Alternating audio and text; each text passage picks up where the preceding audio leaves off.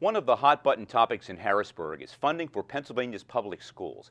State Representative Kristin Phillips-Hill has a somewhat unique perspective on this, having served on a school board before coming to Harrisburg. She's here to speak with us a few minutes about these topics in particular. Representative, first of all, thank you for joining us. Property taxes, those evil words people don't like to hear, obviously, particularly in your district, are tied to education funding, obviously. They're a sore subject, but they are not the only words that have to do with school funding, are they, or are important to it? No, well, thank you for having me today, Scott. They certainly aren't. There are a lot of things that drive school district spending problems. We know that there are unfunded mandates that come from Harrisburg, the prevailing wage mandate that increased school construction costs on average 20%, as well as the growing pension burden.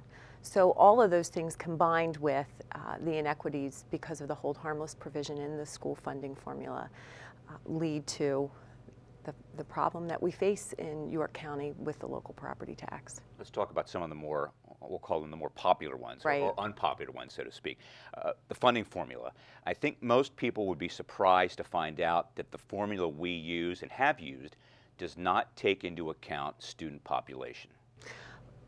That is correct. So about 22 years ago, the funding formula had a hold harmless provision placed in it, which means that as a school district declines in population, it does not receive less funding than it received the previous year, which means that the per pupil spending that the state has in that school district increases. School districts that continue to grow do not receive a commensurate amount of money to reflect the growth in student population, so they actually receive less money per pupil. So in York County alone, we've faced a $47 million deficit this year because of that hold harmless provision. Now, again, hold harmless, you're talking about, in other words, with the population shift as we understand it from west to east, if somebody is out west where their student population has declined, they will not get less money, correct? Correct. That is correct. So they receive more per pupil. On average, Dallastown School District, I can speak very well about their numbers, receives 23% of its funding from the state.